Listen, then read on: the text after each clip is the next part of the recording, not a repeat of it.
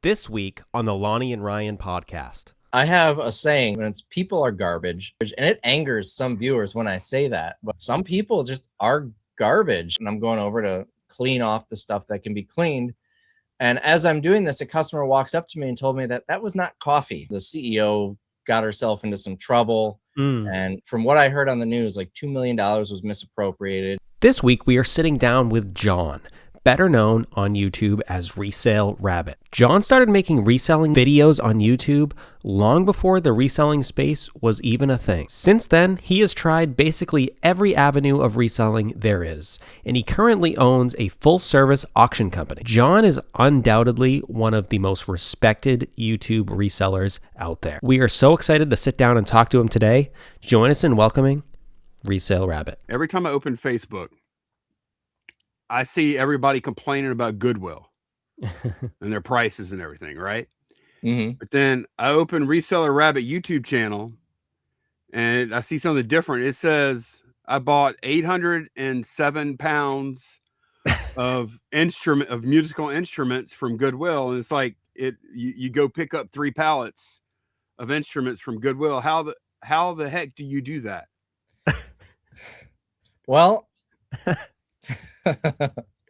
so everything in Goodwill can be expensive unless you go the right direction. So I actually got these through Shop Goodwill. They're online where they sell everything online.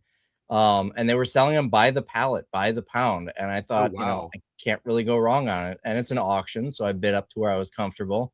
But I don't know if you saw the video, but one of them was actually a sterling silver flute that I sold for, I don't know, $500-600. And that was the majority of the profit on that buy, right? Because I think you said, didn't you make like $1,800 or something? Something like that. I don't remember the numbers offhand, but there was definitely a big chunk of the profit. Yeah. There was a lot of just junk in there, but everything still sold. There was nothing that was left unsold. We just auctioned each item off ourselves. Wow. But what's weird to me is a lot of the items individually had tags from Shop Goodwill. So my guess is this is the instruments that they ran through Shop Goodwill and they didn't sell. And yet nobody, I mean, I know they have a high starting bid, probably start at like $25, but how would someone not buy the sterling flute? They must have like mislabeled it or something. I was actually going to your channel to see, okay, well, what's Rabbit up to lately? Because every time I've watched you over the past decade, every time I watch you, you're up to something new. You know? Right. I have shiny object syndrome. When I see something, I want to jump right into it. And even if it's not the most profitable thing, if it's different, if it seems fun, I go for it. And that drives my employees and my wife and everybody else in my life crazy about that. And how many employees do you have, John? So I have 3 full-time right now. Wow. Are these just people that you hired off the street, or did you know them previously, or? Kind of knew them. I wasn't like friends with them or anything. Like one of my guys is he worked at the UPS counter and he did that part-time, and he worked at a video store part-time. And so I only saw him when this was back when I was selling on Amazon, when I was dropping off my Amazon shipments. And the video rental chain ended up going out of business. So he was looking for another part-time job. And he came in here and it kind of turned into a full-time job. And then the other guy worked for a company that routinely brought stuff in for us to sell for them on consignment, and he was looking for a change, so he approached me about coming to work here. Oh wow. So whenever most of the resellers we talk to on this channel aren't like that. Like we've had a few, like Pete is definitely, Pete has the employees and the actual brick and mortar just like you do. And I kind of think, like, whenever I go look at like say Reddit or if you just talk to people over time, your name comes up a lot as like one of the most respected resellers, because like people know that you're legit. You've been transparent about what you do for so long. Pete comes up a lot, and not a whole lot of others. So you're kind of like, you're kind of in rare air there. It's that, and me and Pete have been on YouTube since like the beginning of time. So right.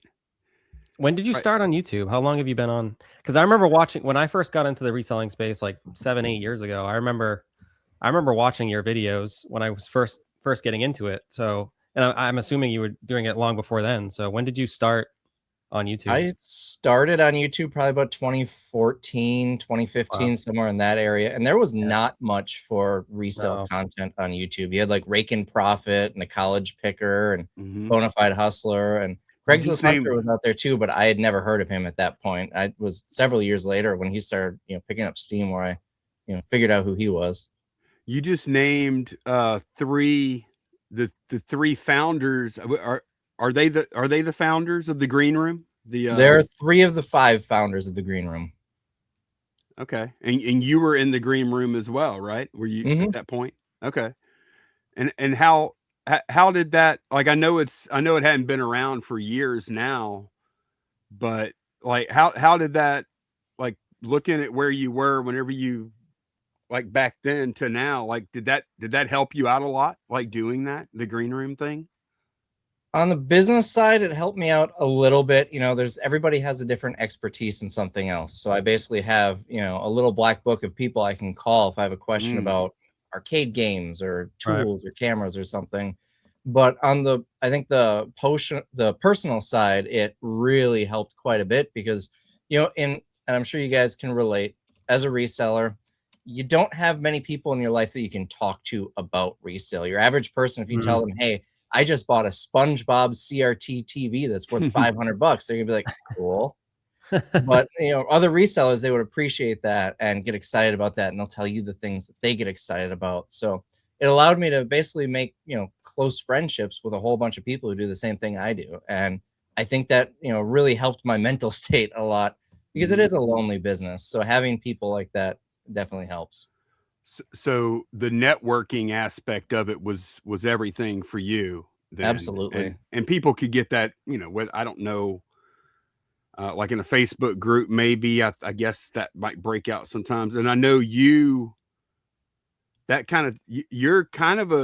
community guy, because you also, I was talking to Ryan not too long ago, you also do you run like a reseller meetup?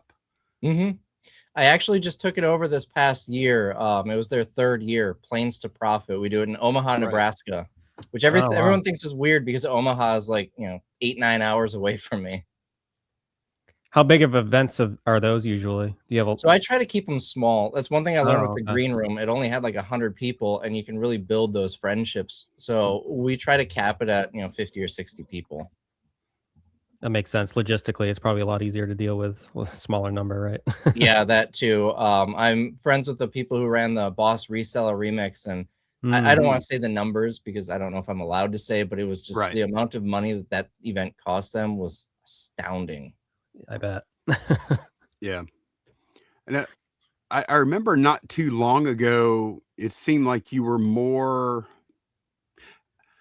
like, whenever I go to your channel, like I said, every time it seems like you're doing something new. So, but it seems like, tell me if I have a good read on what Resale Rabbit's doing right now.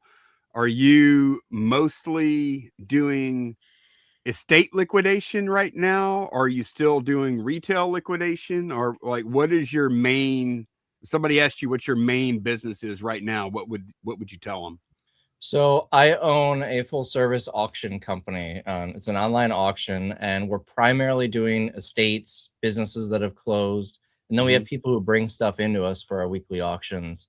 So right now I'm in the middle of a big one. There's a company here in Wisconsin. They were a nonprofit, and the CEO got herself into some trouble. And from what I heard on the news, like $2 million was misappropriated. She got fired, and the company filed bankruptcy.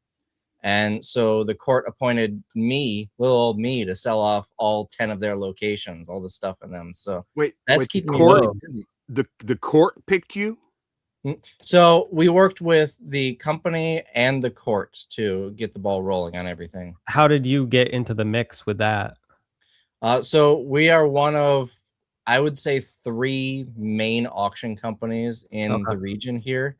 And we've been around for 10 years. And I think we do a good job. We've got 4.9 stars on Google. So a lot of people are learning about us. another thing, last year we had the NFL draft here in Green Bay. Right. And I was able to get my hands on a lot of stuff that they were throwing away after the draft was over. Parts of the stage, Whoa. signs, banners.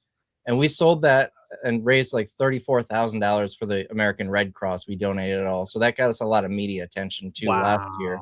So we're on a lot of people's radars right now. That's funny, because that's something I was going to ask you, because I knew that you had the auction business, is how you marketed that, how you really grew that and got people to realize that you exist. But yeah, doing something like that, that's it's pretty big. I'm sure there's a lot more to it than that, of course. And how long have you been doing the auction business? 9 years, 11 months, and 7 days. But who's counting? Are you counting like down the days until it's over, or like are you just happy how long it's going, or what? I'm counting down the days until our big 10-year celebration, because what are the stats? Like only 10% of businesses make it past year 10. So wow. I think you're gonna make it, man. I think you're gonna make it. I mean, something terrible would have to happen for us to go out of business in the next like 2 weeks. So whenever you say auction, like, are you like a board, or I don't even know who would do it there. Are you like you have an auctioneer's license? You have to hold that?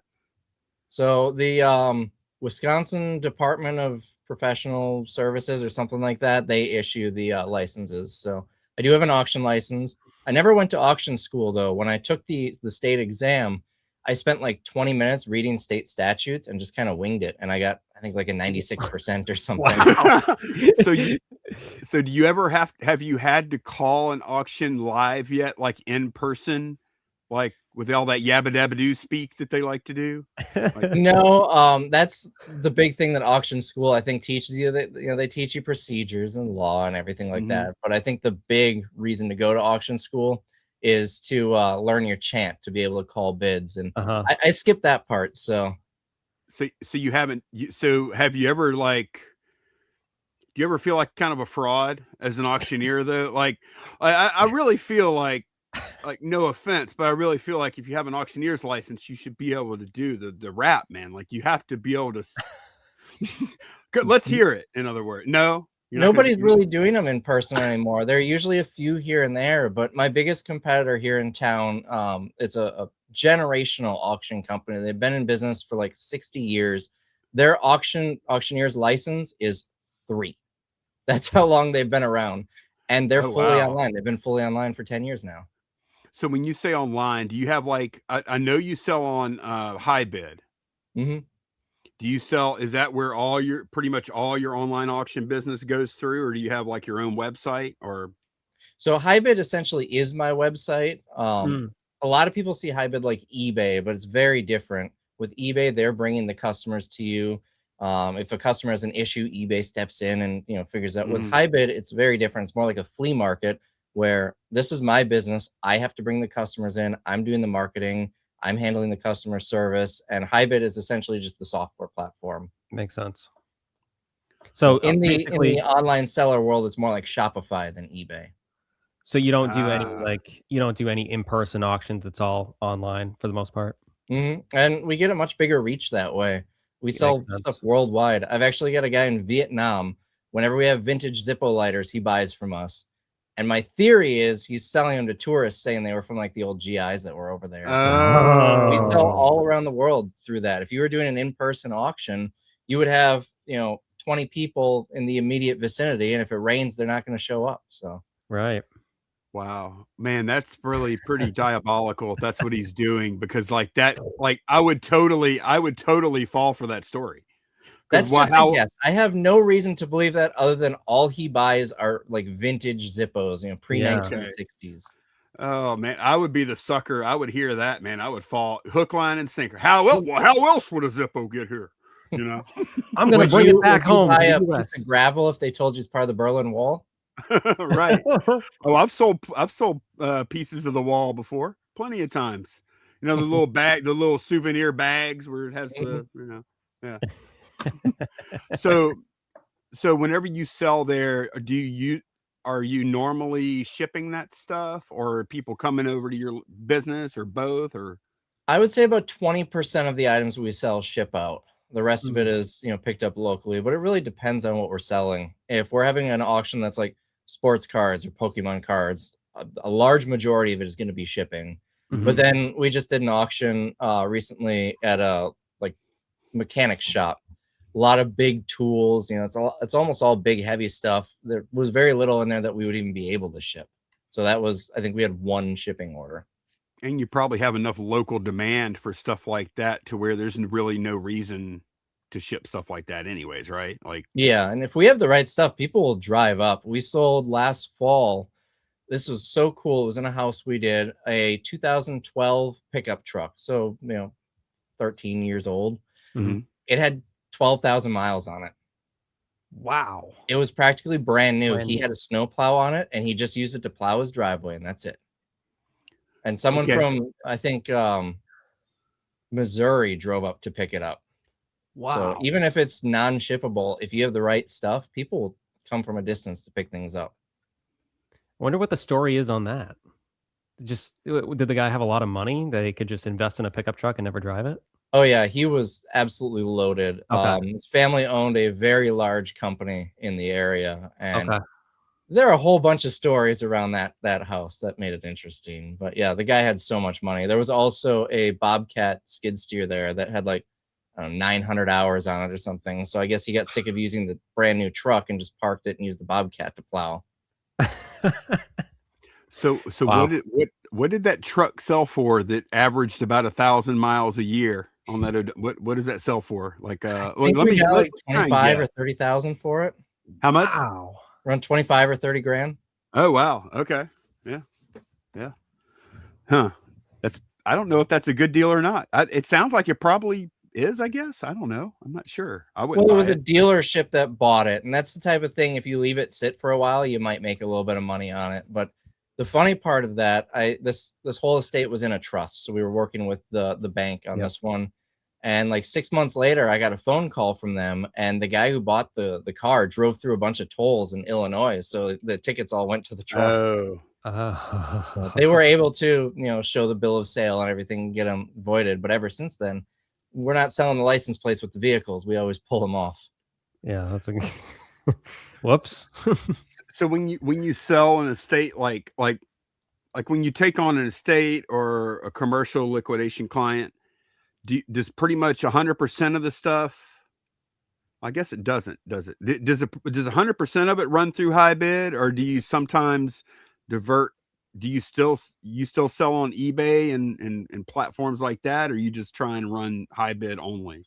When we're doing an estate, everything goes through our auction through high bid. We don't do anything through eBay, just because the accounting would be a lot more difficult. And everything sells in like a week. If you put it on eBay, you might have to wait longer. Oh, true. And sometimes the prices will shock you when we're auctioning something off. We get above eBay on some stuff every auction.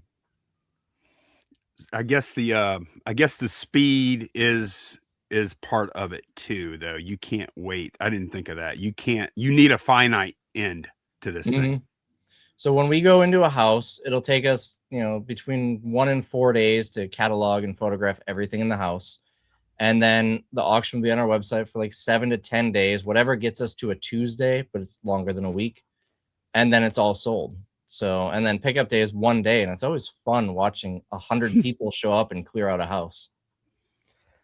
So I'm sorry, go ahead, Ryan. I was just going to say, you said something earlier, how high bid is a little bit different from eBay as far as how the customers come to the items. So like with high bid, you're bringing the customers basically over to the site because that's how it works.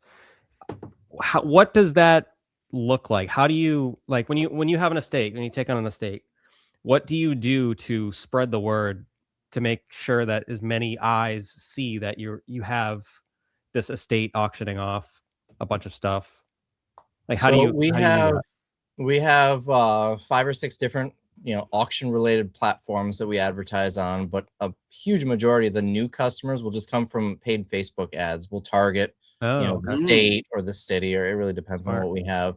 But then we also have a mailing list of, last I checked, I think it's like 12,000 emails, and we blast out an email the day the auction ends every week. Wow. You do estatesales.net, I imagine. Probably everybody pretty much has one of them. There's estatesales.net and .com, and we're on one of them, but not the other. And I couldn't tell you which one. Yeah, that's smart using Facebook ads, because I've used them in the past, and they're so like I would say it's probably like the most ROI you can probably spend on advertising, if I had to guess, because you can literally target, like you can target people that clicked on a high bid link, you know, a month ago in your area, you know, like it's so, you know, targeted. I love the setting when you're creating an ad that's like, show this to people similar to people who like this page or something like that. Right. Because if people are looking at even completely different auctions on Bid Wrangler or Wave Bid or a different site, if they're following or interacting with other auction companies and they're near me, they're gonna see my ad. Wow. So it's you're gonna be that guy, like I'm having a private conversation around my phone, and I say, "Oh, I'm thinking about going to the auction maybe," and see if and the next time I open it, it's Titletown Auctions on my phone on Facebook. Yep, I actually sit here and listen to people's phones just to find out. Yeah, I was gonna add. So you don't have a guy that does your Facebook marketing? You do it. You do that yourself? Yeah, it only takes a couple of minutes. I'll usually I'll use AI to write a post based on give it some parameters, what we have in the auction, the dates and everything, and then I'll take that and just kind of perfect it and make it look less like AI. And then I'll do that. I'll have I think 80 pictures is the limit on Facebook, so I'll pull 80 pictures of what I think are the better items or the items that are going to draw on a bunch of eyes, and I just post it. And 30 seconds of creating settings within the ad platform with Facebook, and it's done. It really doesn't take longer than a couple of minutes total. Wow. That's smart using AI in that way, because it's so many times, like I think a lot of people obviously use AI, but a lot of times people just stop at the initial, thing that it spits out, and they don't push it to make it not look like AI. So that's smart using it that way. Do you use AI in any other ways in your business at all, or is it just? I use it for a lot of different things. Sometimes I'll just use it for ideas. I'll say, "Hey, I've got this idea for my business. What do you think? Can you give me some tips or things that I should be looking out for?" And I just have a conversation with it, and it brings up some good points. I'll also use it for emails. Again, I usually don't just say, "Hey, write this email," but I'll have it give me some tips or pointers, or I'll have it write it, and then I'll just take little bits and pieces. We just had somebody who he regularly buys from our auction, and he always sends an email afterwards saying, "Hey, can you please ship this?" And I wanted to respond saying, "Hey, you don't need to tell us to ship it. We recognize your name. We always put you in the shipping pile." But I just felt that sounded rude. So I went to AI, I went to ChatGPT and said, "Hey, this is what he told me. This is what I want to say. Can you make it sound not rude?" And it wrote up and do you remember how it said? Do you remember like anything about how it said it? Because I agree, it does. It sounds rude as hell, even though it's really not. Like I might actually be able to find it. This was just a couple of days ago. It sounds terrible. It sounds like I hate you. You're one of my better customers, and I hate you. Like that's what I'm getting out of it. And you don't want to you don't want to project that. Yeah, exactly. I wanted to show that I appreciate him. Yeah. Don't tell me every time. Jeez, man. Come on. So here's what, between me and AI working together, here's what I sent. I said, "Hello, his name.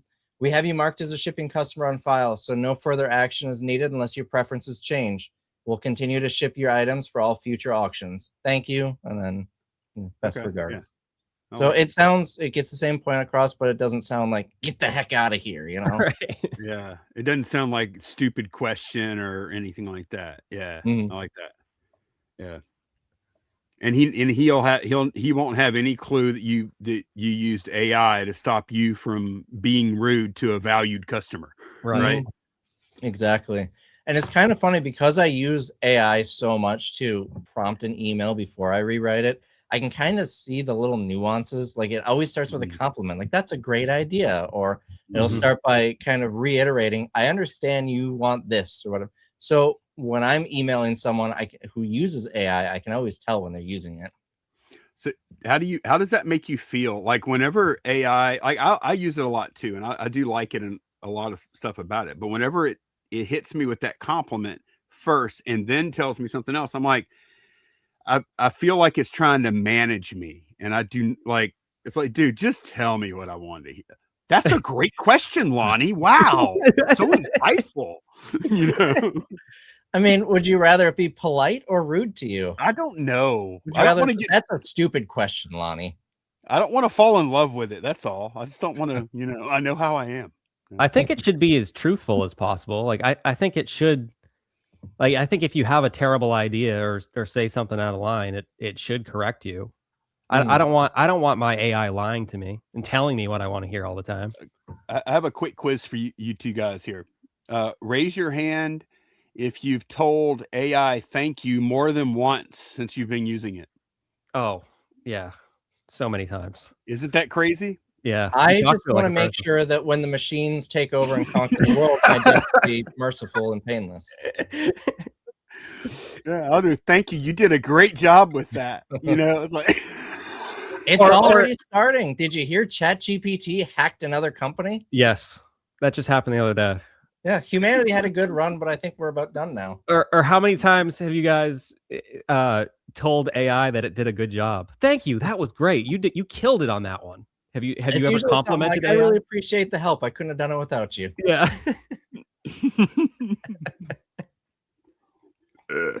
It's true. I mean, you do start to get uncomfortably close. Okay, now here's another quiz for you two guys.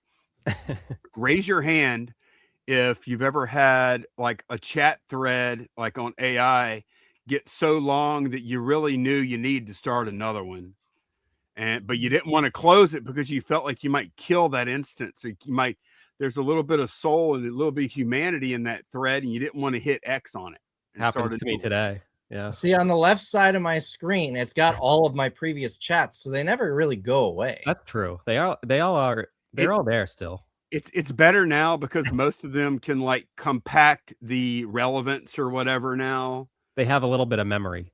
But back a couple of years ago, you used to have to just start a new chat. You had to wipe out the chat, you know. Yeah. The memory kind of freaks me out sometimes because I ran a new business idea behind ChatGPT like, I don't know, 6 months ago. And I'm doing something with an organization I'm with that's kind of somewhat related. And I asked AI to write me a prompt for an email. And it said, well, since you're thinking about doing this business, you know, you might try this. How do you remember that? Yep. It'll link things together that you've talked about before. That is freaky. Yeah. So one more thing about AI, John, like what is your AI flavor of the moment? I think we've all probably picked one and switched or maybe gone back, or like what are you using right now? I'm on ChatGPT. It works for me, and I believe don't fix what isn't broken. So yeah, that's what I'm using too. It took me a while to convert to it, but Ryan is still going with the Claude. I'm Claude. Yeah. I've heard a lot of good things about Claude. I've just never really tried it. Yeah. So I know in the past, like you're doing the estate and commercial liquidations, and you've been doing that for a while, but it seems like you had a different style a couple of years back. Cause I remember you would go into the stores, buy the stuff and take it with you. Wouldn't you sometimes? This was back during the retail apocalypse where everybody was closing, and now there just aren't that many chains closing. But because there's not enough left to close, is that why?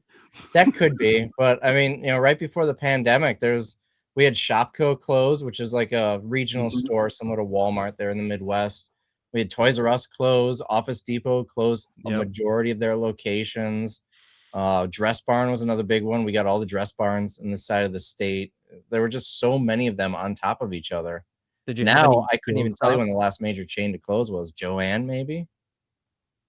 Were there any GameStops because I know GameStop's obviously still in business, but weren't there like a bunch of GameStops closing back then as well? I think so. I think they were moving a lot of their inventory, though. I don't think they were liquidating. Okay, gotcha. Now I remember watching one video in particular. I don't think that you were the main liquidator.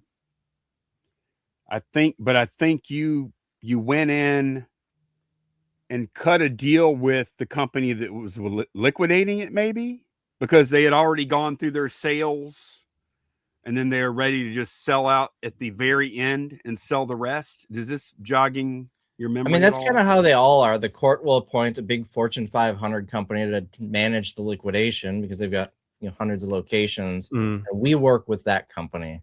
So we would like Gordon Brothers or Great America Group or Tiger. There are a few big ones. So we would work with them as the end buyer and clear out the whole store.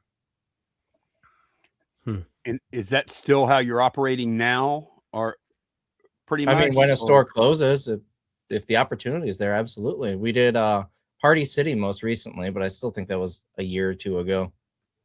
Okay. Because I noticed it seemed like you were operating a little differently now, but I guess it's just because you aren't doing retail stores as much now as you were in the past. So that's I mean, if there was a big chain that was closing or something, we'd probably be right back in it with them. But there aren't major chains closing every year, so. What's that like when you're liquidating a store? Is it like what's the mood like, especially when it? I guess. Did you what did you liquidate most when you're doing the stores? Was it big Fortune 500 companies, or was it like, more of like a local mom and pop? Have you ever done like mom and pops? I try to avoid it. The mom and pops, when they close, they're taking stuff home and doing garage sales to try and pinch every penny out of it. Okay. Where the big Fortune 500 company, they're like, we've got payroll, we've got building costs, we just need this out, and they'll sell it to me for 2%. I've tried doing mom and pops, and generally they just expect way too much. Makes sense. Yeah. But the mood it's a mix of happy and sad. I like to say it's like a funeral. People are sad that it's over, the company is gone, but they're also sharing happy and fun memories with each other about it. I think the one that hit me the most was when Shopko closed. There was a woman that I was working with there, and she was probably in her late 60s, early 70s. And she said, this is the only job I've ever had. She'd been working there since she was 16 years old. And that was a tough one. Oh. And she never left it. It left her. After all those. Wow. So she started when she was like in her 20s or something like that, or teens? I think when she was like in high school, like 16 or 17, she said. Jeez. I think I might have cried on that. I might have shed What is I'm not familiar. What is what was Shopko? Shopko was basically the same concept of like Target or Walmart or Kmart. They were based actually here in Green Bay. They covered the whole Midwest. And then the early 2000s, they bought a brand out west called Pomida and rebranded them to Shopko. But picture walking into a Walmart, but 20 years ago. I was only involved. We mostly just buy one-off stuff, garage sale, estate sale, stuff like that. But a couple of years back, oh shoot, it might have been 5 years or something now. What was the name of that chain, Ryan, that I was trying to get? They sell the makeup. Yeah, I bought a ton of like cosmetics and cologne and jeans. I don't remember the name of the company. Oh my gosh, what was it called? Riley Rose? No, it was actually it was a chain of like kind of lower end department stores, but they were called something different throughout the country. And they closed countrywide. You probably did some of this stuff, but but they I had can't remember either. Oh my gosh, it's killing me because it's like it's the most amount of money I think I've still ever spent in a day. I went in and I bought out they had like Estee Lauder cases, all the different brands, department store cosmetics brands. And they had like all the big, the showcases and stuff. And I went and cut a deal with the manager, and I think it was 10% of the price I agreed to pay because everybody was just shopping through it. And I shut it down and I said, look, I'll buy it all at X%. And he said, okay. And he said, sorry, folks, this is all bought. And he started like shooing them away and stuff. And then I started like checking out, and I could only do 100 items at a time per register. Yep. And I felt so horrible because I had 2 different registers going at the same time. And then I would bring like a box to a register, chunk it down. They would start ringing it up. And I'd tell them every time, don't worry, I'm going to take care of you. I'm going to take care of you. Because I had to trust them to ring it up all correctly while I was grabbing more stuff and bringing it over to my other checkout person.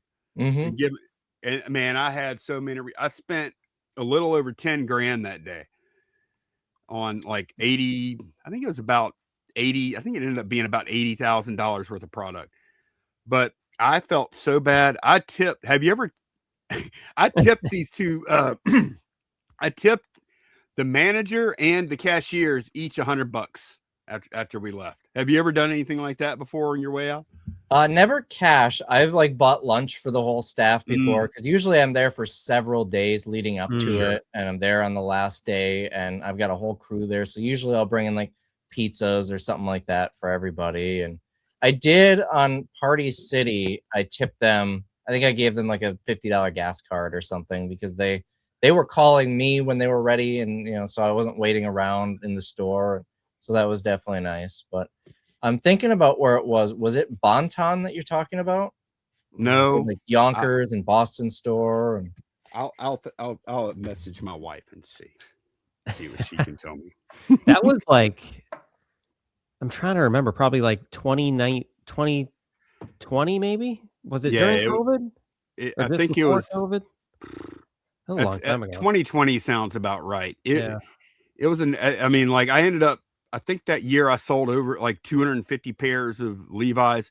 And here's the thing, when you talk to Rabbit, you can never tell Rabbit a story where he's like, oh, wow, that's a lot.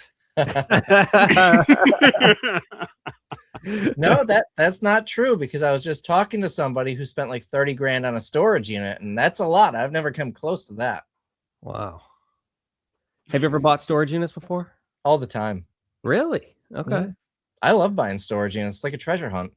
I don't even know how you have time to do. I guess because you have good employees. You must have great employees to be able to do things. Yeah, the auction pretty much runs itself. There are very few things that I need to be a part of with the auction. So that gives me a lot more time to be, going to thrift stores, garage sales, clearing out storage units, buying out stores, and everything else. So when you leave, everything runs back at your office just fine, no problem. Yeah, next month I'm actually leaving for California for a week and a half, and it's going to be business as usual here. That's amazing. Wow. How big is your because I've seen obviously in your videos your warehouse. It looks friggin' amazing. How big is that building? Are you in that building right now? Yeah. Wow. Yeah, I'm in my office in that building. Yeah. But so the whole building I think is like 25,000 feet maybe. I've got 16,000 square feet in here. I started with 7,000 in the front of the building, and we outgrew that and actually leased another building around the corner. I think around the time of the pandemic we had it. And it was really annoying because I was literally driving the forklift down the road to move pallets and stuff. And then during the pandemic, 2 companies in here downsized or closed. And so I was able to take over their spaces, but there was one kind of between us. So I bought his company. I was looking to retire, and then I just combined it all into one. Wow. So you used to buy, I don't know where you were getting the stuff, but you would have pallets of stuff. And then you would hold like yard sales in your building. Are you still doing that? Yep. So if you're familiar with a bin store or a Dutch auction, it's kind of the same process, but we do it as an event. So just a couple of times a year. We have pulled back a little bit on them because it is such a huge disruption in the business to clear the whole sales floor and everything. But right now we're doing about 3 to 4 per year. We were doing 5 per year, and we were trying to push that up at one point. Have you ever seen one of those videos, Ryan, where you would have those sales? I don't think I did. No. It would be pretty chaotic from time to time. How do you price the stuff, or how do you price it? Do you just kind of sell Everything's everything? the same price. So the first day, everything is $10 per item. Then the next day, Okay. it's $7, and it just drops every day. Wow. Yeah, Wow. it's we have a store like that around here. It's like it's called something Good Friday or something. Black Friday. It's called Black Friday. Yep. And yeah, they do the same thing. It starts off at like, I don't know, $8 or whatever. But you run a lot. You have a lot of nice stuff in there too that could be worth $100 and stuff. So I get that. Yeah, it goes like, dude, it goes like 8, like 3, $1. They'll even go all the way down to 25 cents just to get it out. So they can do it again the next week, dude. And then they just reset it the next week, do it all over again. Yep. Our version of that is the last day you can fill a bag for $5 and people clear a lot of stuff out. And then the last couple hours we do fill a cart as high as you can, as long as it fits through the door for $10. And we obviously lose money on every single item that sells that day, but it's less for us to have to clean up. And I mean, the day before that was $1 per item. So if it didn't sell for $1, it's probably not worth it anyway to hang on to it. But in its heyday, when we were doing really well, 2019 to 2021, we were doing $70,000 to $80,000 in every single warehouse sale. It was an 8-day sale. Whoa! Now we're doing about half that. Still, yeah. I mean, still 40 grand in 8 days is, how many other people do that? Well, I didn't know you. I had no idea. I had no idea. I mean, I knew it was chaos. I always wanted to hit 100,000 in one warehouse sale, and it never happened. And I don't think it's gonna go back to how it was. So what makes you decide to hold one of those sales instead of selling your items, how you normally do? Like, what makes you say, okay, we're just going to blow everything out? So when I buy, say, a truckload of Amazon product, there is so much in there that it has no value on eBay, off-brand toothbrushes and stuff like that. What else am I going to do with it? So that's mostly what goes through the sale. And then I'll also look at things like, maybe a set of pliers, 3-pack.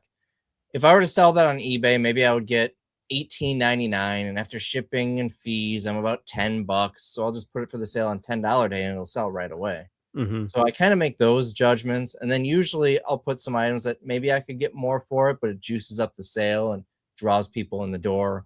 For instance, I've got 400 or 500 units of these Philips Norelco electric shavers. They retail for $80. We're going to put 20 or 30 of them in this sale on $10 day because that's going to draw a lot of people in. And even if we're not really making any money on that shaver, we're going to make money on every other item that those people buy. So, right. Wow. Wait, how many did you say you have? Several hundred. I don't have the exact count on. And they're brand new? Mm-hmm.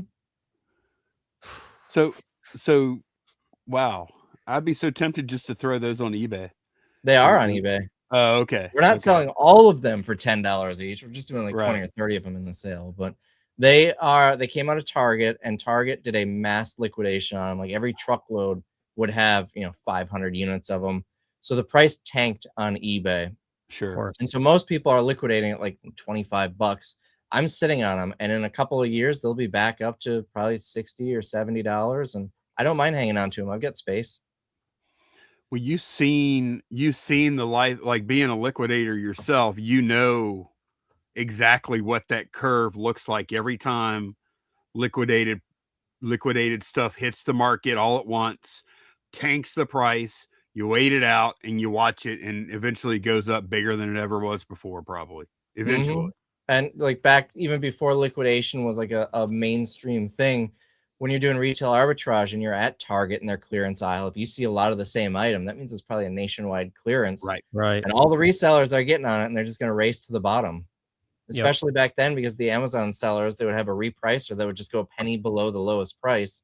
And then they all do that, and next thing you know, it's selling at a loss. Yep. But the people who have the space and the capital to be able to sit on it until it rebounds, that's where you're really making the money. Do you notice any like trends or similarities with items like that with that curve? Is there a time, like on average that it takes for the market to come back on liquidated items like that, or is it kind of random depending on like what the item is? I would say it's pretty random. It depends how much volume is going out on the market and where it's going. Yep. I'm selling it on eBay, so I'm competing with eBay sellers. I don't care what it's doing on Amazon or Walmart or at the flea markets. So if it's a product that maybe a bigger product, like let's just say microwaves, nobody wants to sell a microwave on eBay. It might not really go down much just because I have such low competition on eBay. But then if you have something like that hot toy that just got clearance, everybody's selling, everybody does toys, so it's just going to flood eBay. So there really is no way to predict it. I would say a typical item within 18 to 24 months will probably rebound, but it depends on how much is being liquidated and how in demand that item is. So what do? Do you just take the item and store it away in the warehouse and just keep checking on it periodically? Or do you have a system for that? Or when do you decide to like go back and check the market on it again? So usually I will, put it on a pallet, wrap it up, put it up in the air, and just forget about it. And one day when I'm cleaning that corner of the warehouse, I'll go, oh, I forgot about these. Let me look it up. It's like Christmas morning in your warehouse. It's every so often I'll find something. This has been here for like 6 years. I should probably look this up and do something with it. Wow. So every now and then something that you put up that was maybe $1 a unit or $5 a unit, and you look it up, it's 50, right? And you have a bunch of them. That's sometimes my laziness pays off in that way. That's not always the case, especially if you're dealing with something like a toy. Trends come and go. In 5 years, that toy, that line might not be popular anymore. The kids might not like it, and then it's impossible to sell. Wow. So when you bring, I think I remember seeing you have problems with customers before, but when you bring in that many people and they're there for deals, they're hunting for deals. A lot of them are probably resellers. And a lot of resellers can get really aggressive, like, and you're doing that kind of volume. Like, you've probably seen some crazy stuff in there, huh? Like people fighting over stuff. Have you seen a lot of that? Oh, absolutely. I have a saying that usually during the warehouse sales, you hear me say it all the time, and it's people are garbage. I have shirts made that say people are garbage, and it angers some viewers when I say that, but some people just are garbage. We have fights. We have people who tear open packaging. My favorite, and I don't really mean favorite, is somebody who will take a product and they will tear open the package to look at, feel it, inspect it, whatever. Then they'll put it back on the table and grab a fresh one to go buy. Oh, it's very frustrating. And, we have people make messes. We have people trash the place. And, every so often I'll get a comment on YouTube that say, you shouldn't say that about your customers, that they're garbage and blah, blah, blah. But those are the people that I don't want here. Those are the small spenders that create the big problems. The people who will actually come in, straighten up for us, and just because they're here and they want to help. Those are the people that I love, not the garbage people, not the ones who will leave a bunch of trash in the parking lot, or, leave their half full coffee laying out on a table. We had one lady in the last sale decide to grab some nail polish off of the table and paint her nails. And she didn't put the cap back on when she set it down, so it got knocked off the table, and we still have a pink spot on our floor that we can't get off. So to the people who say that I shouldn't say that about my customers, would you want that person in your house, in your business, doing stuff like that? No, they would say the same thing. Absolutely. I wouldn't want their family or their friends there either, for that matter. The grossest one, I mean, we found like dirty diapers in the merchandise before, but I saw the grossest one. I was on the sales floor and I saw, a liquid spilled out in a cart and on a table. So I started grabbing all the stuff on the table. It looked like coffee. And we see coffee cups because we open early in the morning. People forget their coffee, they'll get knocked over. So I'm, throwing all the stuff in the cart, and I'm going over to clean off the stuff that can be cleaned. And as I'm doing this, a customer walks up to me and told me that was not coffee. A child vomited on one of the tables, and parents, just left it all there. And I get it. I mean, I'm not a parent, but I can imagine if you have a sick child that's vomiting, you want to get out of there and get home as quickly as possible. But it would have been nice to just, get a heads up as they're rushing out the door. The cashier's right there. Just say, hey, by the way. But when I learned what that was, I immediately just threw everything away. We're not at that point. We're not going to clean it and resell it. It just went right in the garbage. And then I washed my hands for like an hour. Oof. So this is why you only do a few of these sales a year, even though they do very well, but they're a ton of work, huh? Wisconsin's famous for a lot of things. If you think like Jeffrey Dahmer and Ed Gein, and if I were doing these every week, John Dugan might be in that list. Do you have like do you ever have like security there? Do you have like police officers outside, or? Not really. I mean, sometimes officers will come and shop our sales, and obviously if something happens, the police station's just down the road and they're really good. They'll come and take a report and everything, but we don't really have like actual security. Green Bay is a very like clean, quiet, low crime town, so nothing I'm super worried about. There might be arguments. There was one time I thought for sure I was going to get punched in the face, but nothing crazy has ever happened in that regard. What happened there, if you don't mind talking about it? This was during the pandemic, and they had the mask restrictions. And so we, as a public business, were required to, enforce a mask policy. And it really angered a lot of people. And, I get it. I didn't like wearing it either, but we had to do it. And there was one guy who he was throwing a tantrum, and he like got right in my face. And I thought for sure he was going to throw a punch. Wow. Because he didn't want to wear the mask. And we told him, you can't be here without the mask. It was your fault. It was your fault. Yeah. Yeah. I told him blame Tony Evers, the governor. He's the one who set that order. I've got a question for you that might come out of left field a little bit, and I don't even know if you know who these people are. But many years ago, I would watch, for inspiration for reselling, I would watch a channel called Crazy Picker Life. Did you ever watch those guys? It sounds kind of familiar, but it's also a very generic name, so there's probably 10 people that I'm thinking of, so I can't think off the top of my head. Okay, because I know he was originally from the Green Bay area, and he would talk about it. Yeah, and he ended up going to Kansas. Him and his family, his son Noah would specialize in cameras. And it was like a whole thing. I thought maybe you might have known him. They haven't been uploading for a while. No, a long time. I just thought Green Bay's not a big place. I'm very surprised. That's why I kind of thought, right? Because it was this whole there was this whole crew of like them, and then I'm sure you've heard of Global Voodoo. Yep. And then Golden Finger Picker, and I know Pete even knew some of those guys from back in. I didn't know if maybe you knew those guys or not, but I guess not. No. The funny thing about Green Bay, people think the Packers, they think it's a big city. It's not.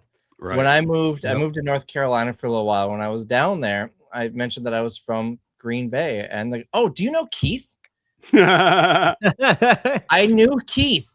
I knew this person that they just randomly assumed I would know. Wow. It's a small town. When my wife, she moved here from out of state before we met, and so her mom came up to help her move. And I love telling this story. So they got to the airport for her mom to fly out like 6 or 8 hours early, and she just figured, it's like Atlanta. It's a football city. I'll just hang out at the airport all day. Green Bay has one restaurant that I have never seen open in the airport, and it's like 6 gates. It's very small.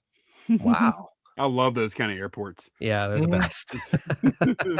Yeah, I will leave my house while my flight is boarding and still get there in time. Yeah, because TSA takes in this kind of airports, you're basically ready to board in 5 minutes from stepping into the terminal. So that's crazy that you guys have like an NFL football team and you're that small of a town. That's interesting. Are you a shareholder? Absolutely. Y'all are shareholders as well. Hold on a minute. I think. Hold on. Yeah. I think Ryan's wife Pam is she's a big Green Bay fan. I think she owns a share of stock And I kept looking over at my shelf because I thought I had it over there, and I do. Look at that. I get one of those There's too. my share.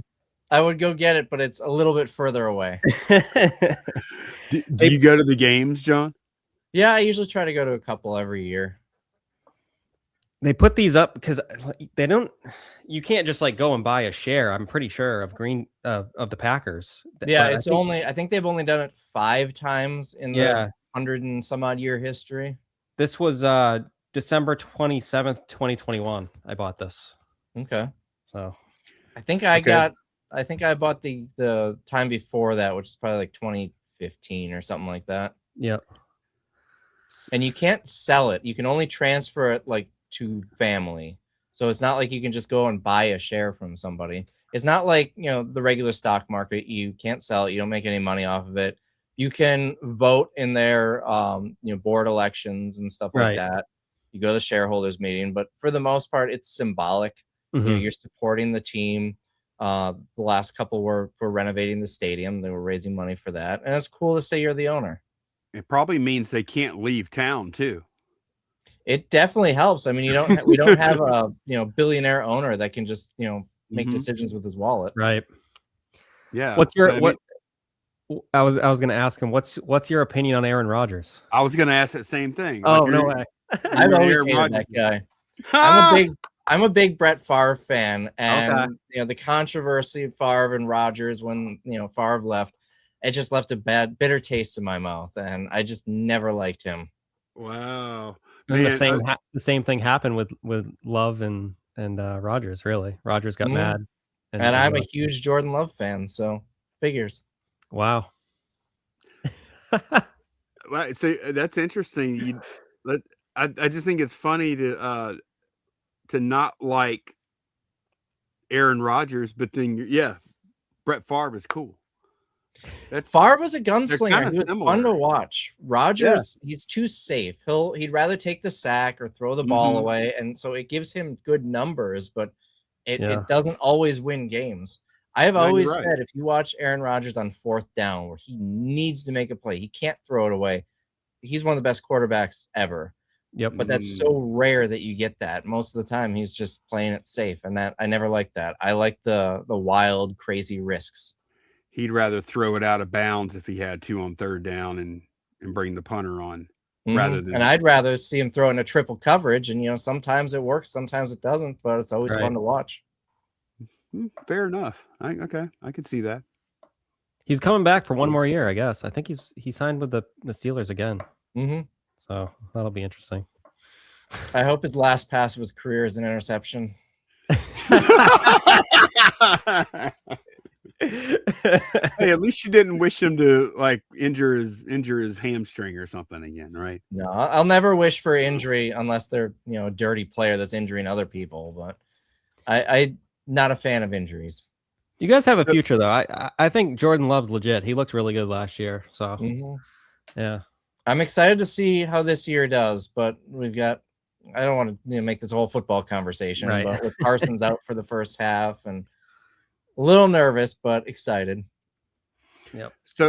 So I'm going to bring it back to reselling again because I know actually I first heard of you because I don't think I watched you before I started uploading videos, but then somebody said, "Oh, Resale Rabbit is in Louisiana. You should talk to him or something." I think were you like doing something in Shreveport, Louisiana or something like that?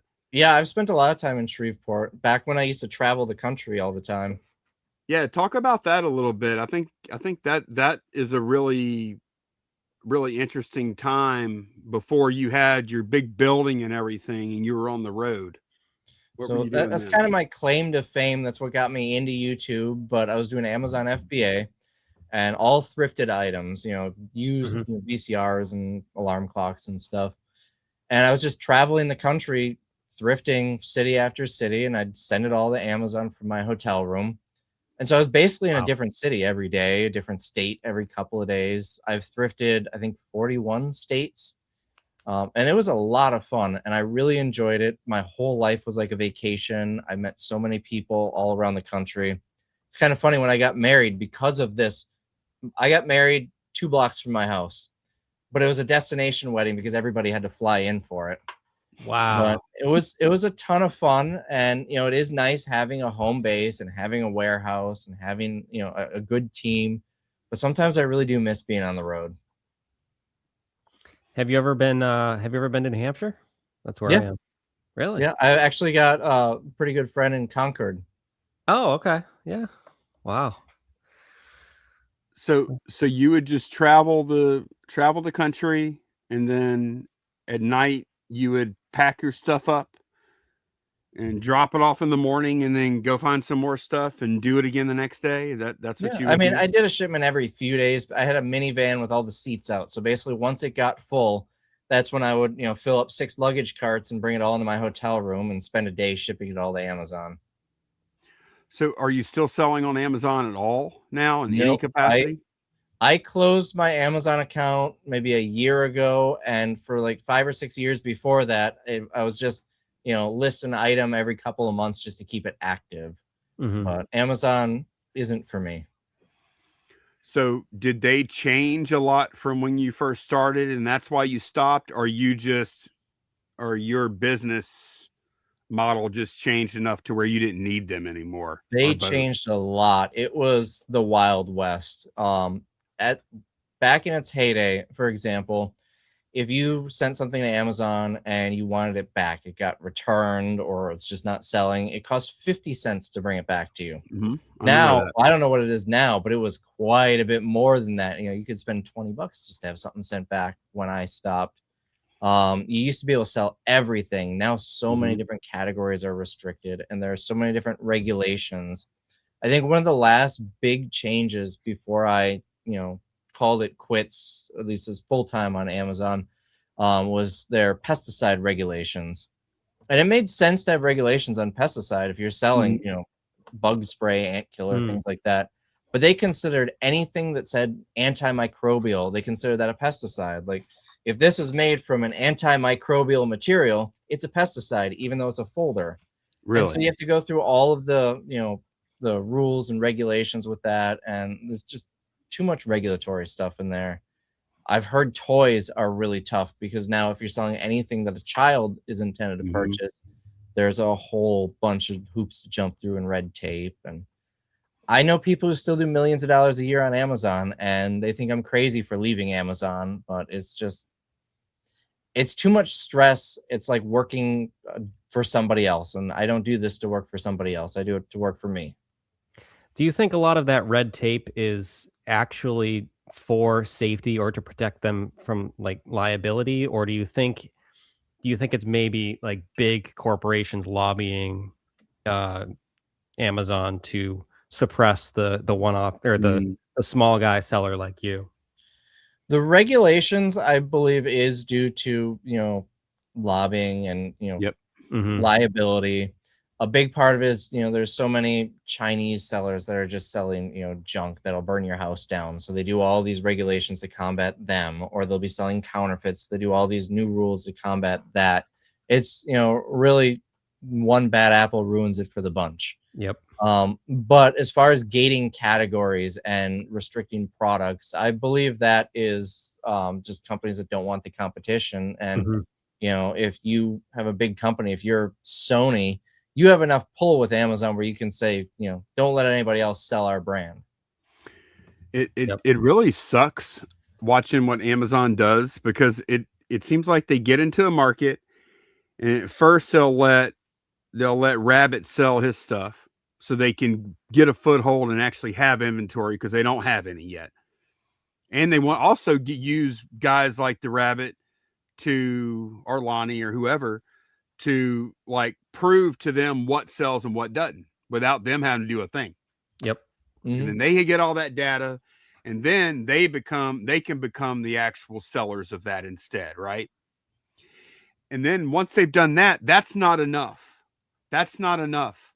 Now they have to get that design, bring it to China, and then they make up some kind of fake brand and then sell it under that brand instead. So you're not buying the real deal, you're buying the knockoff fake brand thing. And Yeah, it and seems it like gets even crazier if you're a private label seller. If you're making your own white label product, Mhm, then Amazon is going to see your sales data and see, mhm, you're basically the Yep. guinea pig on it. And if it does well, one thing Amazon often does is require you to give them your suppliers for reasons. mm. Wonder And why. so I'm not aware of any evidence of Amazon actually doing this, but it is Sure. interesting how you'll see the same thing show up as an Amazon Basics product not long after. Yep. Mhm. Hmm. Yeah. That's one Hmm. thing I've always really liked about eBay is they're not competing with you on the products. Right. That is a huge, huge difference, isn't it? Mm-hmm. Hmm. Wow. You know what really sucks is when I go to the garage sale and then instead of seeing the Sonys and the Pioneers and the brand names, now I'm seeing the Amazon Basics and all that, and that Yeah. all that crap that has zero resale value. You Mm-hmm. know that. Yeah, or the brands that are just like, it looks like when they were writing the Mhm. brand name, their cat walked across the keyboard. I was Right. I don't actually a year even or so ago. Hmm? I don't even know where they come up with this stuff. You can't even read it. Oh, I watched a video about this. I think Wendover Productions or Half as Mhm. Interesting did this, where it's about brand registries and copywriting or something. And I'm probably remembering it wrong, but basically, if you're trying to copyright or trademark something that's gibberish, it passes a lot quicker, so you can actually go to market. Whoa. I'm pretty sure it was Wendover Oh, Productions or Half as Interesting. It's the same guy, but two channels. I think he's the one that did the video. wow. That guy has 2 channels, huh? I think most of us have two channels by now. Oh, at least. And we probably all have at least one channel that nobody else knows about, right? Mm-hmm. You have Or a they know second. about it, they just don't want to watch it. You have a second channel called what is it? John doing stuff? Is that what it's called? What's John doing? What's John doing? That's right. Yeah, and what is that? I've never seen it. What is that about? Anything that I want to do that isn't resale related. Because with my channel, it's a reselling channel or like a video diary of my business. So if I'm just going on vacation and want to vlog it, I can't put that on Mhm. my channel. So the What's John Doing channel, it's not even monetized. I have no schedule. It's just what I want to do when I want to do it. It can be me, building a closet in my house or fixing my dishwasher or going on vacation or anything. Do you enjoy making those videos a little more sometimes where you're more free to do whatever, or do you like the reselling content more? I'd say I enjoy them both pretty equally. Yeah, Obviously some videos are more fun than others, of but course. I think it's pretty equal. I do like that I'm able to do those videos Hmm. because it's weird now. I feel like if I'm going on vacation and I'm not filming it, it doesn't feel satisfying enough. Even though nobody watches the video, it's there. And maybe 20 or 30 years from now, me or my kids in the future can look back at it and Right. see what John was doing. Isn't that weird? Like I feel that way sometimes too. It's like, Yep. okay, if nobody captured it, did it even happen? But then sometimes I go out and I do something and I'm like, no, I'm not. I'm going to keep my phone in my pocket because I need to be in the moment. I Hmm. need to be present, need to be more present. But then if it's a good moment, you kind of want, like as creators, you do want proof that like you want to keep it. Like that's our Mhm. way of Yeah. like whenever we get asked a lot, like, you have stuff come in and go out constantly as a reseller. Like, how much stuff do you keep? And the answer is not much because once I've videoed something and I've photographed it and sold it and packed it and shipped it, well, I still have that thing because I have a video of it. Mhm. I Sure. kind of look at it this way. So my dad passed away when I was a kid, so I don't have a lot of memories of him. Mm-hmm. I couldn't imagine how great it would be if I had Mm. hundreds of hours of video of him when he was younger and when he Mm. was around. So I look at it, maybe one day if I have kids, they can go back and look at, stuff that I did, what I was up to. What did I do on the 250th anniversary of the US? Be like me, what did my dad do on the 1976 on the bicentennial? Mm. Yeah. That's It yeah. is that is something interesting about being a content creator. It kind of makes you immortal in a way. I mean, eventually there's going to be too much data, and one day it's going to have a time They limit wipe on it. it. But They delete you. at least during my lifetime, I can look back on it. Oh man. It does kind of feel like YouTube's just going to be here forever, but we all know it's not true, and these videos are not going to be here forever. Mm-hmm. But it is interesting, like, because I was thinking of all the stuff you do and you still have to make videos. It's like you don't really need to make videos, I don't guess. Like, do you think it's like a like, why do you do it? Do you do it because do you do it as to promote your business?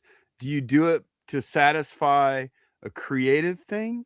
Or do you do it just as a revenue stream? I have a hard time believing it's a revenue stream though. Oh no, I really don't do sponsorships, so I don't make much on YouTube. It's more of a hobby. It's fun. There are, two kind of big things with it that definitely help my business. For starters, the networking again, being on YouTube, I get to meet so many different people. If I go to a reseller event, people are coming to me. I don't even need to be extroverted. And so I can network with people and learn through other people. But it's also nice if I don't know what something is, I can either say, I don't know what this is on a video, or I can say something that it isn't and just make something up. And there will be enough people correcting me where suddenly I learn what it is. My YouTube channel was Google Lens for me before Google Lens. Right. Oh yeah. It does work. It does work really well like that. It does. Where's your play button right now? Right there. Oh, that is it. Okay, I'm sorry. I didn't recognize that. Okay, awesome. And then I've got the letter from YouTube behind it there. Now you can see it a little better. Oh yeah. When did you hit 100K? How long ago was that? It was a while ago. I would guess maybe 17, 18, something like that. Wow. You're a different kind of cat when in the reseller space, man. Because like usually, like most of these channels, at some point they're going to try and like, okay, here's the catch. Here's where I'm going to sell you something or whatever. You've never done that, dude. It's like you truly do seem to just want to. Here's what I'm doing. Yep, it's fun. I'm showing you because I want to show you, and that's it. That's the only like. Yeah, I have a merch store where I sell shirts with my picture on it, and people have requested it. That's why it exists. It actually costs me more money than I make because I spend $40 a month on the Shopify, and I really don't get many sales off of it. I just do it because people want it. Is it just your face? It's the cartoon of me that like my profile picture. Oh and yeah. Oh, and they're all different ones. There's some that say like people are garbage with it. And, oh my gosh, that would be so funny to sell merch and then, hey, I just released my new shirt, and it's just a big graphic of your face. I've got one. You should do that, Lonnie. I've got one that it's got the Wisconsin Liquidation Center logo, which is the liquidation sales, that business. And it says something like, I trade this shirt for a free dollar item at the warehouse sale. And then on the back it says, but that would be a poor business decision because this shirt cost me $25 or something like that. And every so often I'll see someone show up to the sale wearing it, and it's fun. Wow. Well, John, it's been way too long. And also thank you for those socks. John actually sent me. I don't know if you remember this. It's probably wait, what? Or yeah, maybe you don't remember. You found a pair of socks, and then you mailed them to me. They were like some LSU socks.